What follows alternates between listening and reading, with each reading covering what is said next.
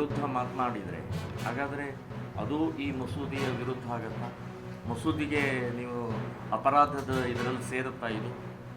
So ಇದೆಲ್ಲವನ್ನೂ ಕೂಡ ಗಮನಿಸಿ ಈ ಮಸೂದೆಯನ್ನು ತರದೇ ಇರೋ ಹಾಗೆ BJPಯವ್ರ ಮೇಲೆ JDS ಅವ್ರ ಮೇಲೆ ಒತ್ತಡವನ್ನು ತರ್ತೀವಿ. ಅವರೆಲ್ಲ ಪ್ರಮುಖ ವಿರೋಧ ಪಕ್ಷದ ನಾಯಕರ ವಿಜಯೇಂದ್ರ ಅವರಿಗೆ ಅಶೋಕ್ ಅವರಿಗೆ ಭೇಟಿಯಾಗಿ ನಾವು ಮನವಿಯನ್ನು ಕೊಡ್ತೀವಿ. ರಾಜ್ಯ ಅಧ್ಯಕ್ಷರಾದಂಥ ವಿಜಯೇಂದ್ರ ಅವರಿಗೂ ಕೂಡ ಮನವಿಯನ್ನು ಕೊಡ್ತೀವಿ.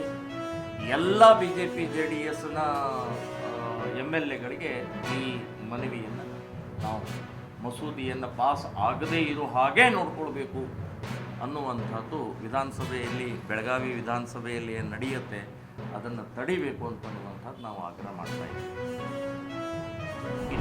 ಸ್ವಾಮಿಯ ಕಾರ್ತಿಕ ಮಹೋತ್ಸವ ಇದೆ. ಅದರ ಹಿನ್ನೆಲೆಯಲ್ಲಿ ಮಲ್ಲೇಶ್ವರ ಸ್ವಾಮಿಯ ಭಕ್ತರು ಶಿವನ ಒಂದು ಫ್ಲೆಕ್ಸನ್ನು ಅಳವಡಿಸಿದ್ರು.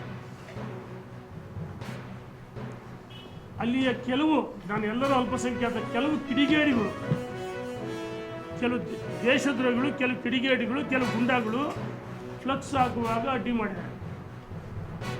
ಯುವಕರು ಫ್ಲಕ್ಸ್ ಅಳವಡಿಸಿ ಬಂದಾದ್ಮೇಲೆ ಸುಟ್ಟಾಕಿದ್ದಾರೆ. ಅದನ್ನು ರಾತ್ರಿ ಸುಟ್ಟಿದ್ದಾರೆ, ತಡರಾತ್ರಿ.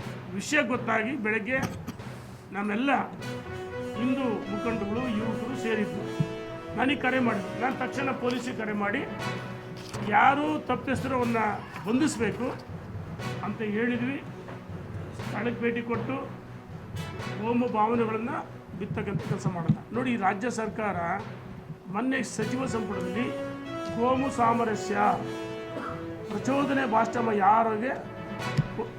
ಯಾರು ಕೋಮು ಸಾಮರಸ್ಯ ಕೆಡಿಸ್ತಾರೆ, ಪ್ರಚೋದನಕಾರಿ ಭಾಷಣ ಮಾಡ್ತಾರೆ, 3 ವರ್ಷ ಜೈಲು ಶಿಕ್ಷೆ ಕಠಿಣ, ರಿಪೀಟ್ ಆದರೆ 7 ವರ್ಷ 1 ಲಕ್ಷ ಅಂತ ಹೇಳಿದರೆ, ಅಂದರೆ ಹಿಂದೂ ಮುಖಂಡರು ಟಾರ್ಗೆಟ್ ನಿಮಗೆ ಸಿದ್ದರಾಮಯ್ಯನವರೇ, ಹಿಂದೂ ಮುಖಂಡರು ಟಾರ್ಗೆಟ್ ಜಿ ಪರಮೇಶ್ವರ್ ಅವರೇ, ಹಿಂದೂಗಳ ಮೇಲೆ ಇದು ನೋಡಿ ಟಾರ್ಗೆಟ್ ಮಾಡಿದ್ದು ಹಿಂದೂಗಳು.